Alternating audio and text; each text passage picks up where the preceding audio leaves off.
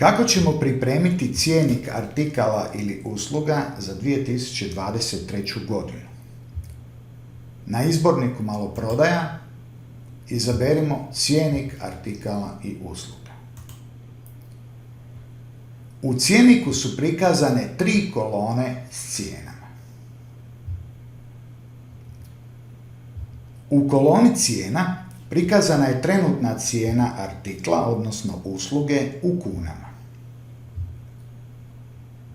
U koloni Euro 2022 prikazana je cijena u eurima koja se dobije tako da se cijena u kunama podijeli s referentnim tečajem za euro. Kolona Euro 2023 je prazna. U nju ćemo upisivati cijene samo za one artikle ili usluge kojima želimo promijeniti cijenu u cjeniku za 2023. godinu. Pritisnimo dugme Uključi upis cijena u eurima za 2023. godinu. Artikle u cjeniku složimo po željenom redoslijedu, na primjer po šifri artikla. Postavimo se na prvi artikal u listi i započnemo s upisom cijena za 2023. godinu.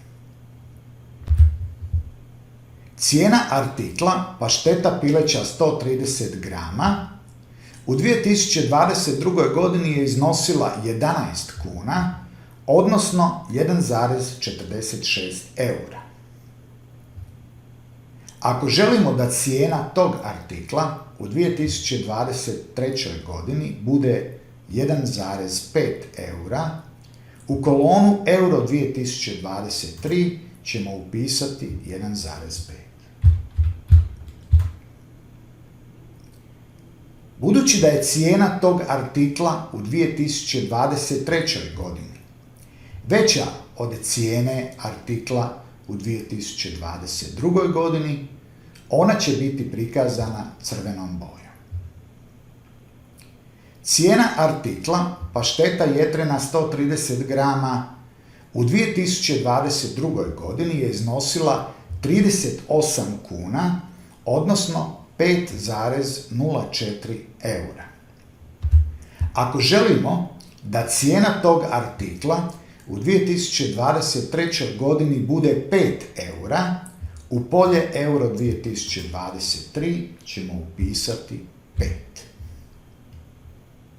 Cijena artikla haringa Rusko more 200 grama u 2022. godini je iznosila 29 kuna, odnosno 3,85 eura.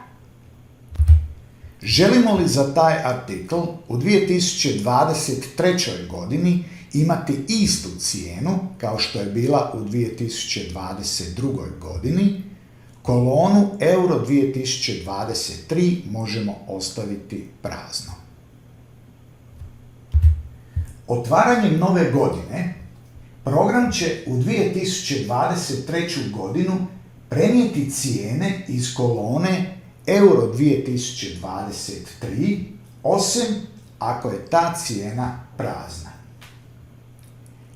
Artiklima kojima nismo upisali cijenu za 2023. godinu, program će prenijeti preračunatu cijenu iz kolone Euro 2022.